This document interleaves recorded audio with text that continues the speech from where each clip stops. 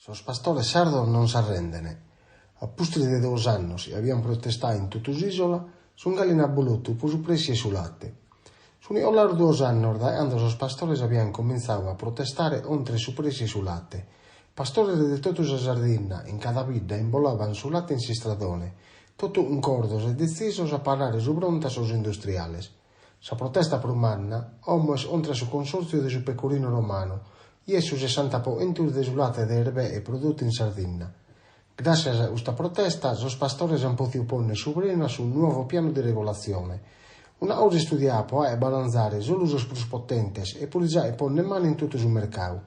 In sa protesta de los pastores, sa venda de su pecorino romano es crisi a livellos internazionales e nazionales, antoau sos 270 quintales de prodotto. Sos pastores sun galina voluto, puite totus i bisogni ustos problemas, ma nemo lo risolvede.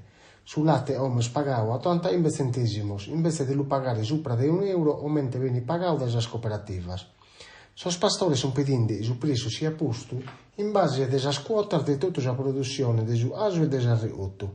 Su prezzo che abbiamo posto già nella protesta, 78 centésimos, l'abbiano accettato può firmare sos abolotos in sos stradones de sa Sardegna. Un prezzo i paus industriales hanno manteso.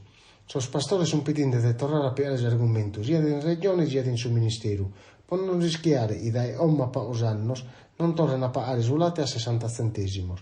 Si intende piaus in giro da esa politica della regione sarda, nessuno plus hanno nulla per risolvere questo problema. In si scusa siamo in mezzo di una pandemia, nessuno ha plus gestionato su prezzi sul latte e nessuno è spessando usas persone citate a giudizio può protestare in sus stradones. Su ministro dell'interno e teniavamos aveva promesso di risolvere tutto, invece sono arrivate solo denunzias. Sono tristi sos pastores sardos, ma non s'arrendene e hanno difendere su triballo e binzasi solo dignidade. Sono sas paragolas e sos pensamentos de Giannario Falchi e Nene Lusanna, e dai diretti han posto oro e anima per difendere sos pastores.